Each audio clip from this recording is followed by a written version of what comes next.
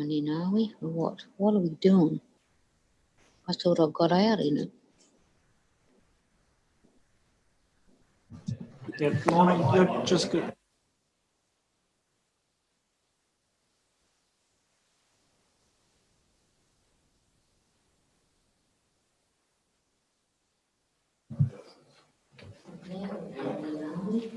What are we doing? I thought I got out in it. Yeah, Lorna, you're just good.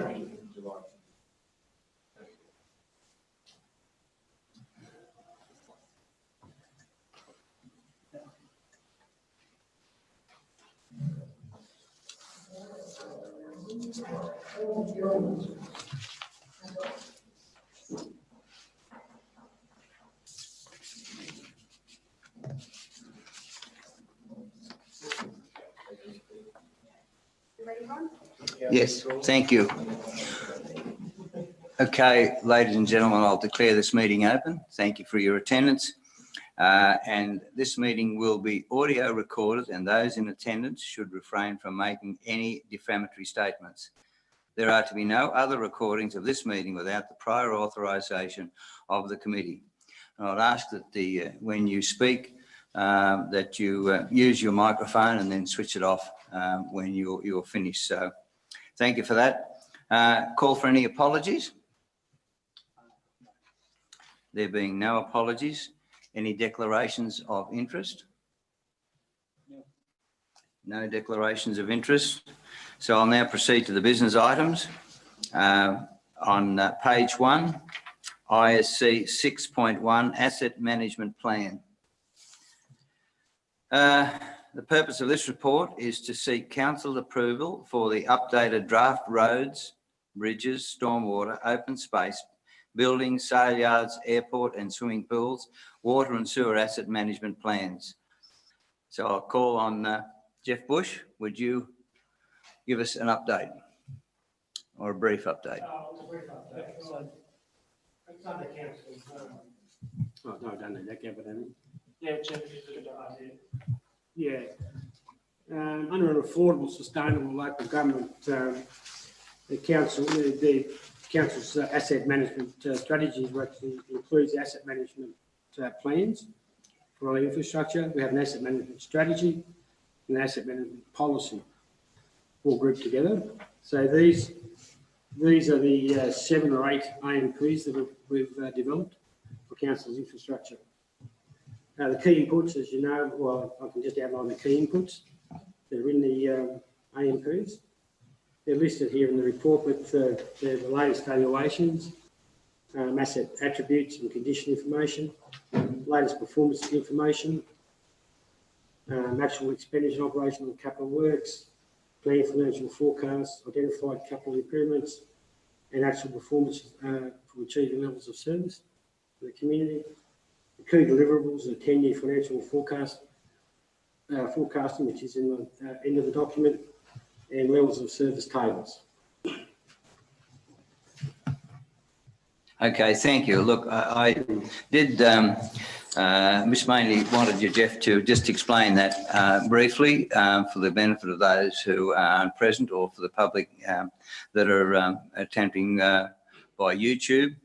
But also we need, and I want to make this clear too, that any funding will not be available if the proper asset management plans are not available. Now, some of these plans, I call them aspirational, but on the other hand, we need to have those in order, in place, in order that we can go to government or whoever is funding them, whichever governments, so that we can show that we have a goal and a policy that will benefit the Shire. So thank you, Jeff. Are there any questions or comments?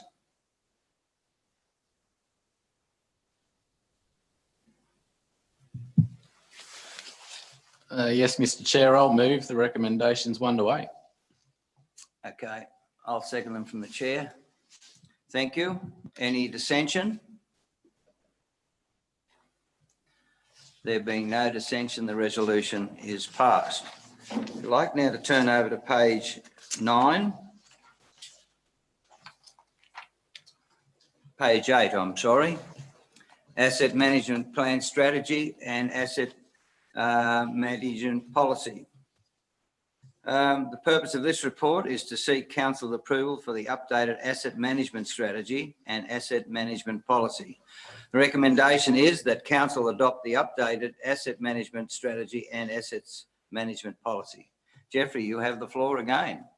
Thank you, Mr. Chair.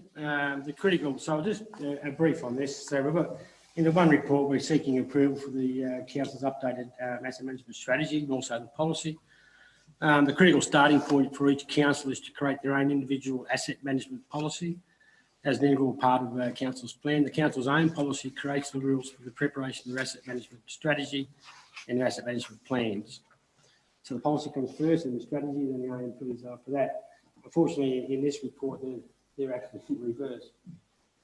The asset management, so I'll go with the policy first. The asset management policy, the main points of that establishes the goals and objectives for the asset management, providing a platform for the service delivery. So it actually sets what you want to give to the community, integrates the long-term asset and financial management within council strategic objectives, maximises value for the money by adoption of life cycle costing combined with disciplined performance measurements, assigns accountability and responsibility for the service delivery. So at the end of the policy, you'll see that you'll go through them, but there is a accountability, and it talks about responsibilities, talks about the general manager, councillors, directors and supervisors, coordinators and managers like that. So we're seeking approval for that policy. And with the asset management strategy attached, the strategy itself links and integrates council's plans and resources, indicating which services are to be delivered through which assets. Forecast future service delivery needs and the capacity of assets to meet those on a short-term, medium and long-term basis. The strategy itself also includes specific actions required to improve the council's asset management capability and projected resource requirements and timeframes, and establishes systems for asset performance measurement. So that's the difference between the policy and the strategy. And the AMPs then outline everything that you need to do. So we're just seeking council's approvals on that updated policy and strategies, and we review those on a 12-month basis or as required. Okay, thank you. Any comments or questions? Moved. Seconded.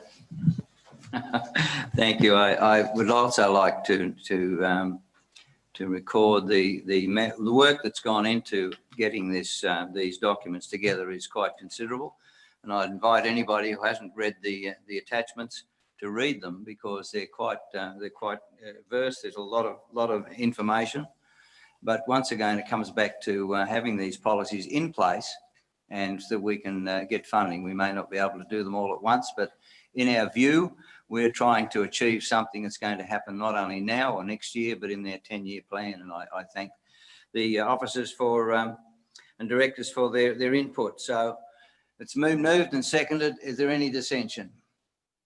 There being no dissension, then the resolution is accepted. Thank you for that. Do we have any councillor questions? Point of Yes. order, Mr. Mayor, as it's an extraordinary meeting, we can't do councillor questions. You are quite correct. It has to be as we are dealing with those. Yes, okay. All right, there'll be no further business. It's only on those two which we have passed, then I'll declare the meeting closed. Thank you. Thank you.